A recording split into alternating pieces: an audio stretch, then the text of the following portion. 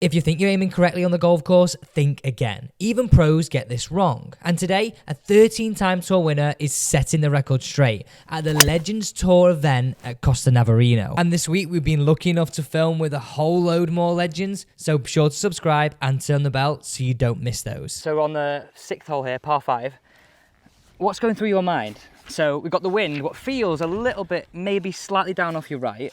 Yep. Would you change the way you attack this drive? Would you change the line that you pick? First of all, obviously, as we walk up onto the tee, I'm just trying to assess where the breeze is coming from.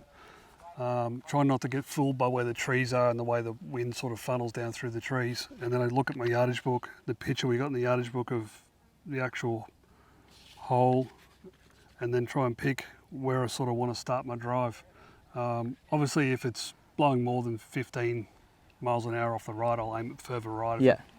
Likewise from the left, but generally I'm trying to start it pretty much safely in the boundaries of the fairway and try and keep it up there. So you'll never aim off the side of the fairway, because you hear so many amateurs feel the wind off the right. Right, I'm going to aim down the rough. Yeah, not unless it's blowing, like I said, over 15 mile an hour, because you don't want to aim towards trouble. That's a problem. A lot of people do that, aim towards the trouble. And when I get on a par 5, the way I think is a bit more aggressive than some other guys. I stand there, pick my line, then just lash at it. If it's in play, I get to go to the green in 2. If not, 3-shot it. Okay. So you almost let this decide your approach. You don't pigeonhole yourself into going, I'm going to play this as a 3-shotter. Yep. Unless I'm playing a hole that's got water trouble all around the green, and it's obviously, if you've got, say, 260 yards to carry the water, then you're going to 3-shot it anyway. Okay, so when you've got this scenario, is there anything you do in terms of like teeing it up higher, trying to get it on the wind more? Or is No, just trying to get good contact off the face, trying to get a consistent flight, and like I said, just get it in place. So I got an opportunity to go to the green and attack it and try and make your score on the golf course. Generally, you get 4 par 5s. Yeah. I feel as if you can birdie 3 of those, or birdie 2 of them, make an eagle on the other, you're going to make some headway on the field. Right, let's see it, Scott. Let's see it. We're waiting for the group in front. But I think it's really interesting. If you have a look at your book there, because like not many people realise this, but the books are so detailed. So this is the 6th here. That's a shot. This is the detail we get here. So we've got the edge of the fairway, and on the fairway what you'll find is like these corresponding colours, squares, then you've got triangles, and that's essentially how you work out how far you've got to the hole, which looks insanely complicated to more people. The difference is if when we're playing in Europe and Australia, we'll have paint on the fairways. In Asia, when you play in the US, they go strictly off sprinklers. Oh wow. So you don't get the paint in the fairway. So sometimes you're actually trying to search for a yardage marker a little bit more instead of just saying, oh, there's a square. Sure, that makes it well hard. Well, sometimes if you like on the clock, you're trying to search for a yardage, it makes it a bit difficult. And just I was going to ask, since we've got a bit of time on this tee, if there's one little thing that you've learned over the years, it sort of really stuck to me there, and as you walked onto the tee, you hear a lot of young pros that come out, and probably amateur golfers can relate to this, when they play a big tournament at home, I've got to work harder. Like, is there any like driving tip that you would say that stuck with you and you could give someone some advice over the years? Practice tip or driving tip? Let's have one of each. Practice tip is what's got you to the point now. Yeah. And once you're at that point, you don't necessarily have to work harder. Yeah. Working harder doesn't mean better results. Working smarter means better results. And then a tip for when you're driving, just try and keep a nice rhythm and try and hit up on your driver. Because the drivers these days are all meant to be hit up on. If you hit down on your driver, you're not going to get any flight on the golf ball. The golf balls are designed to be launched up in the air. Interesting. So I think you look at it here and you go, well, we've been lucky enough to interview a few people here this week, and every one of you had said rhythm with driver, whereas everybody's watching this going, I need to hit more from the inside, I need to do this, I need to do that. Well, rhythm also comes from having good posture at address. So if you can get a nice strong posture and don't get all slumpy and slouched over, nice posture allows you to get that rhythm. So once you're slouched over, it's hard because everything works out. Yeah. So just good, nice posture as you're over the ball, and then just think about low and slow. On the way back. Low and slow. So that's feeling like low and slow, and then bang, set it and straight through it. We're about to see some silky rhythm in a minute. I've seen this man drive on the last few holes, and it is silky smooth. Talk us through your shot now. Right, I'm just trying to. There's a cut line that you probably can't see on the camera, but just left of the trees here, there's a cut line of the fairway. So I'm trying to hit it up the cut line, and hopefully with the breeze, the ball will just fall a little left into the middle of the fairway. That's the plan. So we'll try.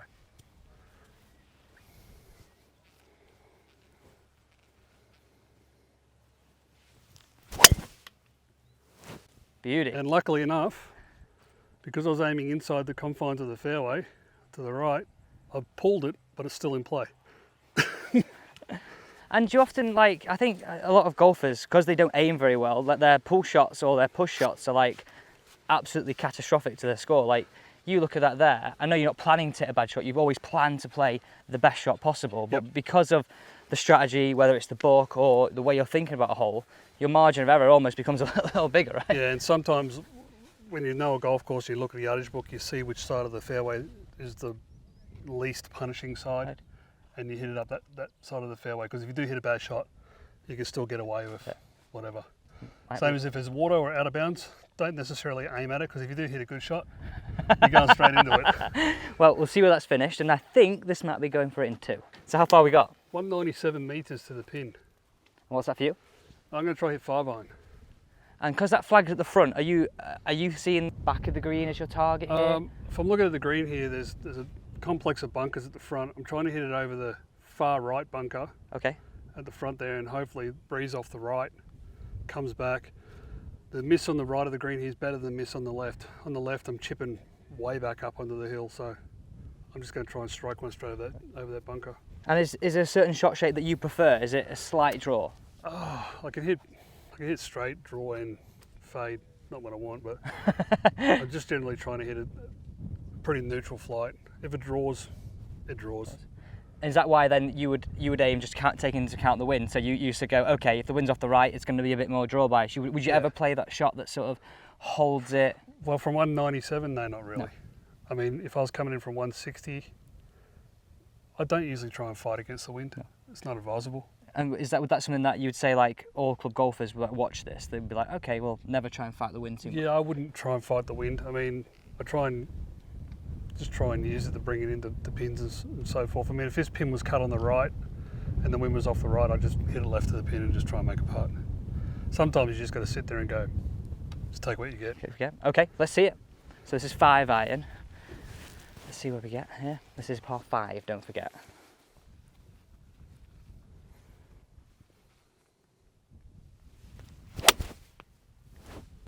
Oh, I called it. Are we happy? I am now. Flew the bunker.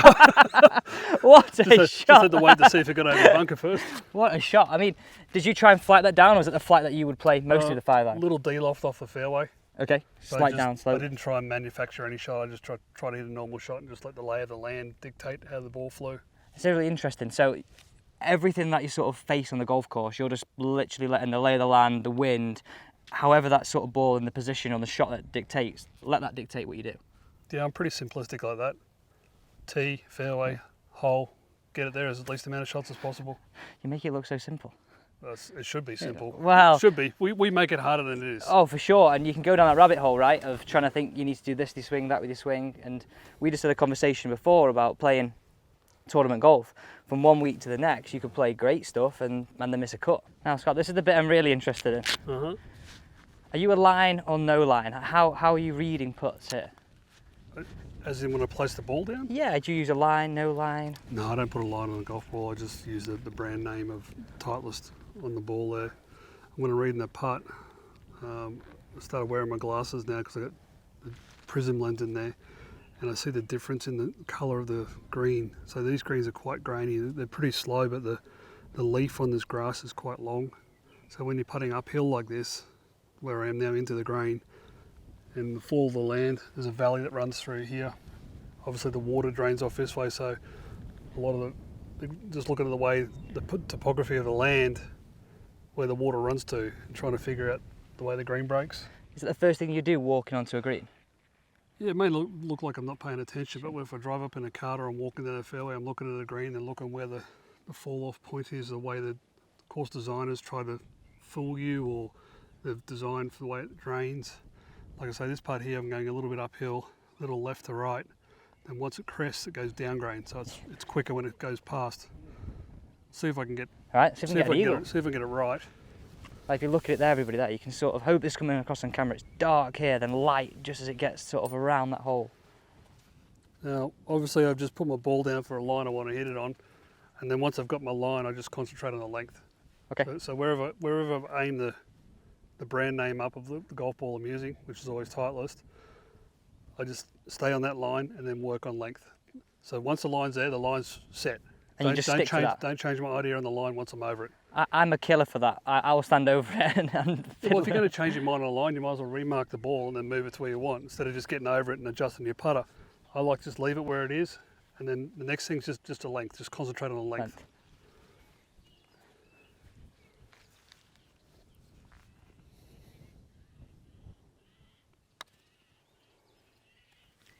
Cresting wasn't as slow as I thought. I just smashed it through the line. That makes it difficult, right? Yeah, well, I haven't putted on really slow greens for a month. So the greens we've been playing lately in the US and places, and we've been quite quick. These are fairly slow in comparison to what we've been playing on. So it feels like when you actually got to hit the putt, I lose a bit of control. Sure. It's like it's a hit instead of a stroke.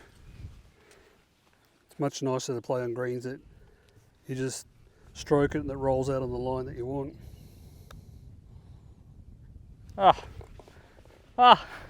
So you make it look so easy. Yeah, but the other thing is too, if you do hit a putt past a hole and you watch it and pay attention, you should know the way it's coming back. Yeah. If you leave a putt 4 feet short, you've got no idea unless you reread it again. And so I'm of the idea and the opinion of get the putt past the hole. Yeah. So then you know what's coming back. No.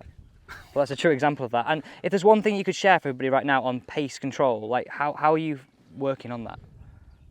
I'm a very aggressive putter. Okay. So I don't mind if I hit it 3, 4 feet past sometimes, but most people should generally be trying to hit it that 15 inches past the hole. Okay. And when you're in that 10-foot range, and a lot of people do over-read greens and they give it too much break. So try to play a little bit more, little less break than what you're looking at. Yeah. And you might hold more putts. I do see a lot of amateurs lip out a lot of times. Yeah, I mean, because they're playing a little bit too much break in it. I am guilty of that. Well, Scott, well, thanks so much for your time on this hole. I appreciate it. Good. Thanks for watching. Make your birdie. I know, hopefully.